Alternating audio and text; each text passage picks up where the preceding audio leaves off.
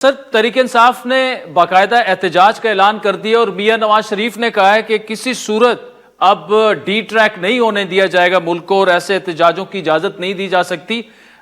کیا یہ اسے جمہوری رویہ کہا جائے اگر انہوں نے احتجاج کرنا ہے؟ اور تحریک انصاف نے ویسے ان کے اس بیان کے بعد یہ کہا ہے کہ ہر صورت اب ہم احتجاج کریں گے عید کے بعد. تحریک انصاف احتجاج کرتی ہے تو پاکستان ٹیلی ویژن پر ڈنڈوں سے حملہ ہو جاتا ہے، پارلیمنٹ کے جنگلے گر جاتے ہیں، اسلام آباد اور لاہور میں سینکڑوں درجنوں نہیں سینکڑوں پولیس کے اہلکاروں اور افسروں کی ہڈیاں توڑی جاتی ہیں، پیٹرول بم پھینکے جاتے ہیں.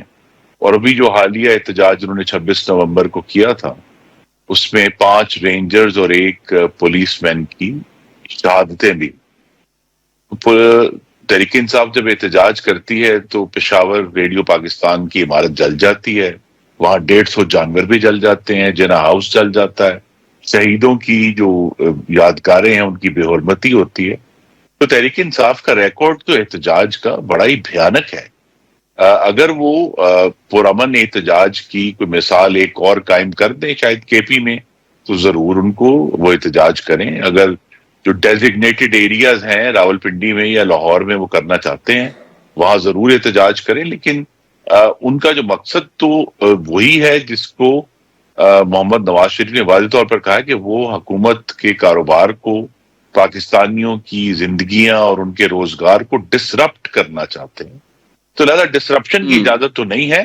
اپنی جو سیاسی رائے ہے، مخالفت ہے، وہ ٹیلی ویژن پر بھی ہر روز شام 7 سے 12 بجے تک اس کا اظہار کرتے ہیں. احتجاج بھی کریں، ضرور کریں. ٹھیک. اچھا خرم صاحب، ایک دوسری جو اکنامک انڈیکیٹرز ہیں اور ہم دیکھ رہے ہیں کہ انفلیشن سنگل ڈیجٹ میں آ چکی ہے، انٹرسٹ ریٹ ابھی 12% ہے، گروتھ بھی گریجولی صحیح لیکن آہستہ آہستہ. لیکن کل مفتاح اسماعیل صاحب سے بات ہو رہی تھی، وہ کہہ رہے تھے یہ سارے بالکل انڈیکیٹرز درست ہیں لیکن اس پورے عرصے میں ان امپلائمنٹ بڑھی ہے، پر کیپٹا انکم جو ہے وہ کم ہوئی ہے، اور جو قوت خرید ہے عوام کی وہ اور غربت کی لکیر سے کافی سارے لوگ زیادہ نیچے چلے گئے ہیں. تو اس کی کیا وجہ ہے؟ اور وہ ساتھ میں انہوں نے یہ بھی کہا کہ جو پچھلی پی ڈی ایم کی گورنمنٹ تھی اس میں یہ جو آج جو کچھ ہو رہا ہے اس کی بھی وجوہات ہیں. دیکھیے اس پہ بحث ہو سکتی ہے کیونکہ تاریخ ہے اور اس پر ہم بات کر سکتے ہیں. لیکن جب ہم نے 11 اپریل 2022 کو محمد شہباز شریف نے حلف اٹھایا، اس وقت پاکستان بالکل دیوالیہ ہونے کے قریب تھا، کیونکہ بانی چیئرمین نے جانے سے پہلے آئی ایم ایف کو پریکٹیکلی ایک کک مار کر باہر نکال دیا. تو کہا تھا کہ ہم وہی کریں گے جو ہماری مرضی ہوگی. اور پاکستان کے حالات جو ہیں وہ بڑے پریشان کن تھے، اور ہم پوری دنیا میں اس وقت جو ہے وہ کووڈ کے بعد ایک بڑی زبردست مہنگائی ہوئی، تو بہت دنیا میں اس پہ پریشانی بھی ہوئی ہے اور حکومتوں کو اس کی قیمت بھی ادا کرنی پڑی ہے. لیکن یہ کہنا کہ یہ جو انڈیکیٹرز کی بہتری ہوئی، اب انڈیکیٹرز کیا بہتر ہوئے ہیں؟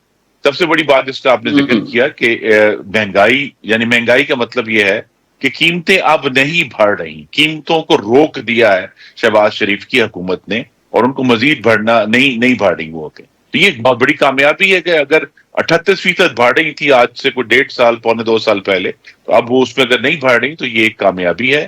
اگلی جو نہیں، ویسے خرم صاحب سوری فار انٹرپشن، ابھی بھی قیمتیں بڑھ رہی ہیں لیکن 4% کی شرح سے بڑھ رہی ہیں، اب 38% سے نہیں بڑھ رہی. قیمتیں ابھی بھی بڑھ رہی ہیں، مطلب انفلیشن ہے تو صحیح نا. 2.8% کی شرح آئی ہے، پریکٹیکلی وہ تقریباً رک ہی گئی ہے.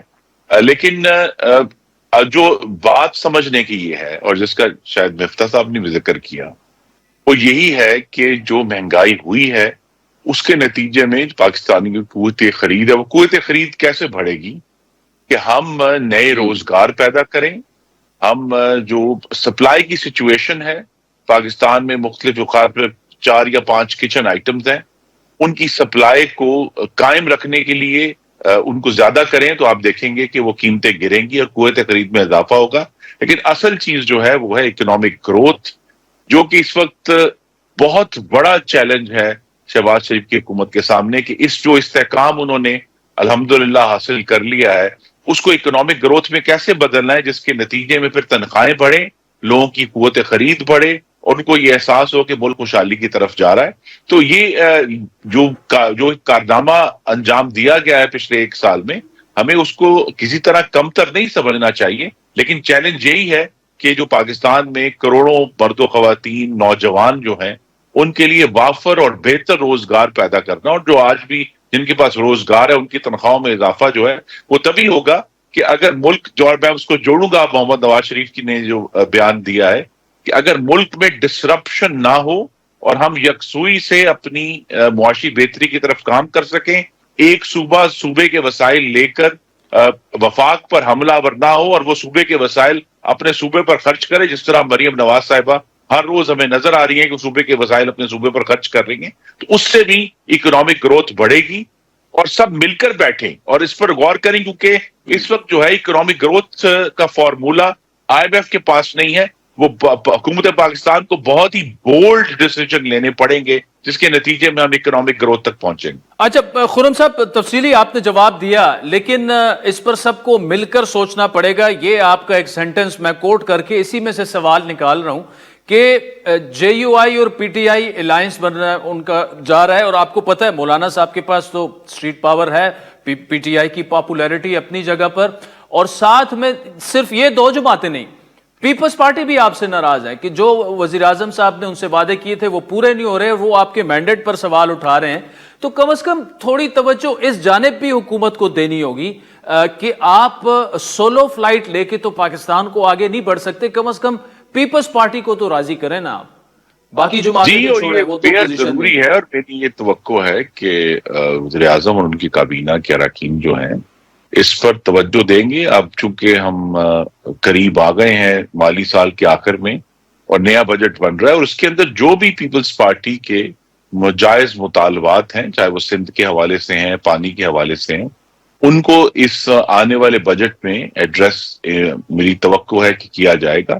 مولانا فضل الرحمان صاحب سے تو ہمیشہ ہماری درخواست ہے کہ وہ حکومت کا حصہ بنے اور کابینہ کا حصہ بنے.